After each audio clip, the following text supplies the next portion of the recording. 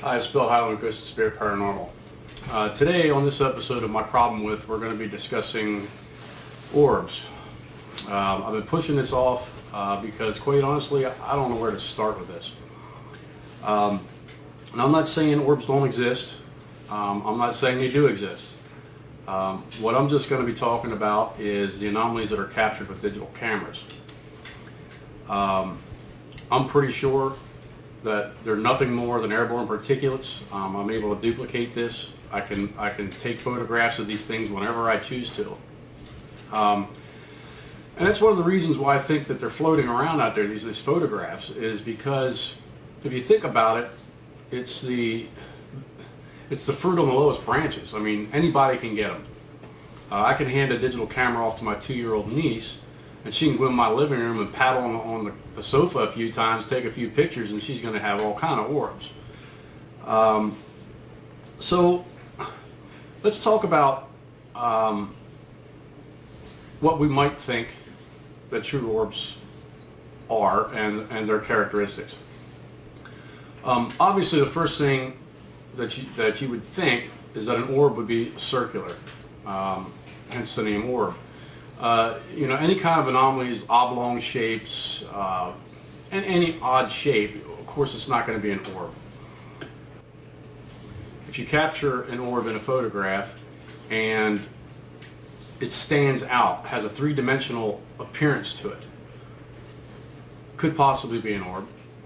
And the biggest thing that we as paranormal investigators have to realize, and I think we all generally agree, that orbs, true orbs, are supposed to be self-illuminating.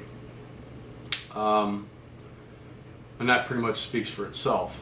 Now, most people use point-and-shoot cameras, like this one. They're a dime a dozen. Every paranormal group uses them. Some use a higher quality camera, but they're all basically the same. And the problem is, if you look right here, that flash is literally 1/2 inch above that lens. What happens is airborne particulates, whether it be dust, whether it be pollen, whether it be moisture in the air, insects, regardless of what it may be, when they pass close in front of this lens and that flash goes off, it's going to illuminate that particle and blow it up, make it fuzzy, soft-edged. And that's one of the characteristics of these cameras, is they can only focus on one plane. For instance, if I'm taking a photograph of a tree that's 10 feet away from me, it's going to be focused on that tree. Anything between that tree and the camera is going to be out of focus. Anything from that tree beyond is going to be out of focus. That's just the way cameras are. They only work at one plane at a time. So that photograph that's taken out of focus of that little particulate, it makes it 100 times its original size to begin with, and like I said, it gives the fuzzy edges and things like that. Another thing I hear a lot about is people take photographs of orbs and they have faces on them. Yeah, it's not your Aunt Gertrude or Uncle Tommy coming back to talk to you. It's nothing but matrixing. That's all it is. Another thing that this carries over to is not just cameras, and this also carries over to video cameras. We've all seen it. Static video cameras are set up with infrared lights illuminating a room, and you'll see dust particles floating across the room. It's the same thing. The dust orb is close to the lens. The infrared illuminator is lighting the dust, and since it's close to the camera, it's out of focus and it appears to be an orb floating. And I've heard the argument, well, that orb, when it was flying across the room, it was pulsating and strobing. Well, here's exactly what's going on there. I'm in the middle of a build right here, and I'm building this infrared illuminator, and each one of these lights that you see on this board here, they all emit a light between 8 and 15 degrees. Sorry, my cat's down there messing around with my tripod. Anyway, 8 to 15 degrees, which is a pretty focused beam. So what's happening is, when there's a piece of dust floating across this illuminator, it's going to come right in the center of that beam and it's going to get really bright. And it's going to fall between the beams and it's going to go dim. It's going to get bright, dim, bright, dim. That's all it is. The dust is just moving across focused beams of infrared light. And here's a video that shows a perfect example of what I was just talking about.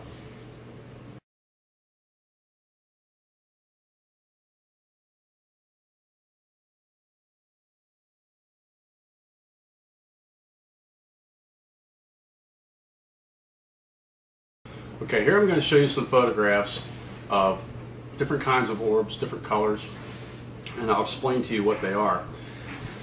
The first one is the most common, which are the gray orbs.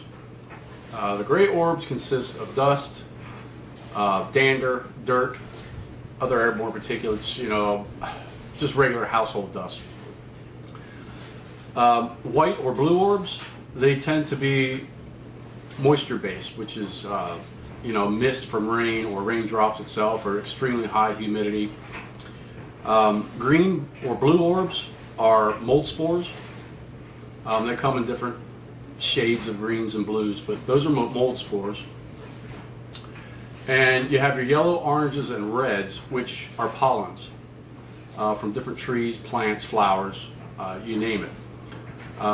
So these are why you're seeing different colors in orbs.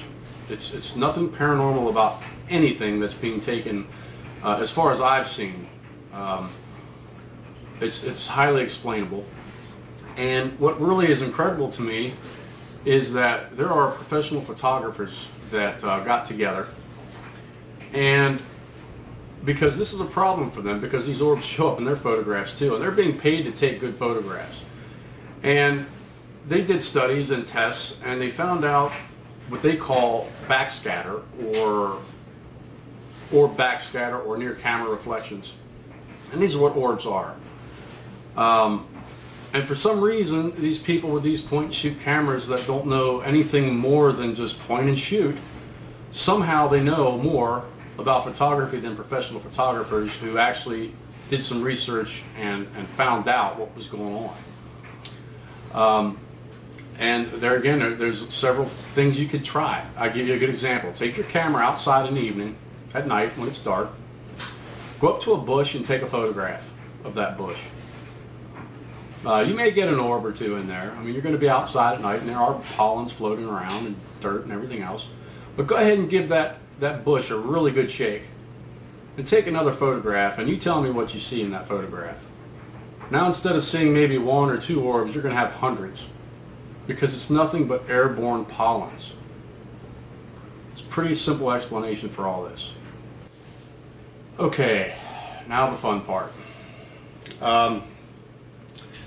We touched off on this in the forums, and it was a pretty entertaining conversation, but it's so ridiculous and so far out there that I just have to show this. And I'm going to give full credit to the people that made this video because it's incredible. The video was produced by American Ghost Riders. I don't know who's who, but the two in the video are the Gypsy and DK. And I give them full credit because this is a piece of work here. So let me play this video for you just to show you how bad things are. Okay? The one thing, and I'm going to let you tell about it. The tree? The tree. Where?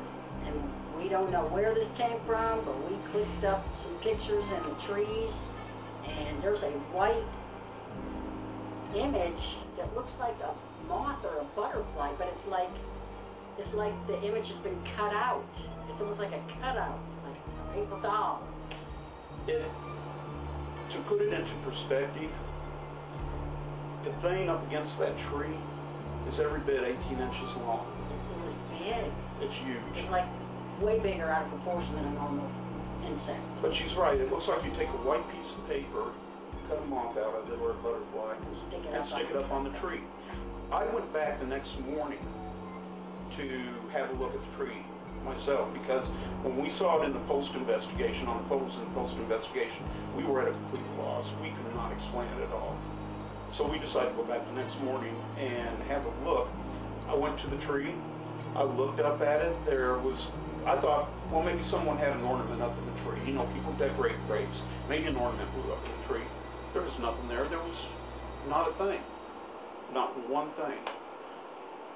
We, to this day, have yet to be able to explain it.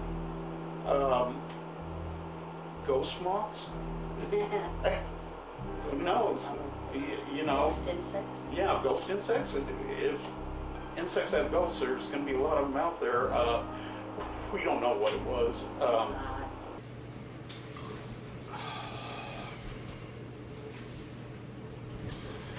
Just give me 1 second.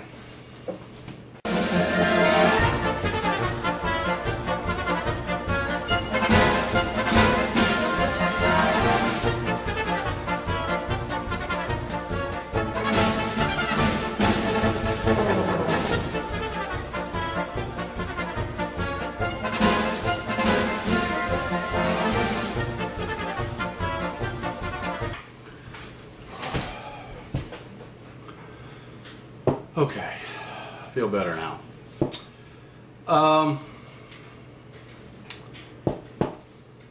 Here we have 2 adults, and they just can't figure this out. 2 of them working on this. The real shame is that this made it onto a network television show. Can you believe that? And on top of that, we have all these young, impressionable sponges out there soaking all this stuff up. And those are the future investigators that we look forward to seeing. So I'm going to pass the same message that I always pass along, is don't accept something just because you see it on TV. Use your God-given brain and think about things and come to your own conclusions when you see this kind of thing. As far as this goes, there's just no nice way to put this. This is f***ed up. That's it. Like I said, just use your brain and your common sense. This is not hard to figure out. So until my next episode, thanks for watching.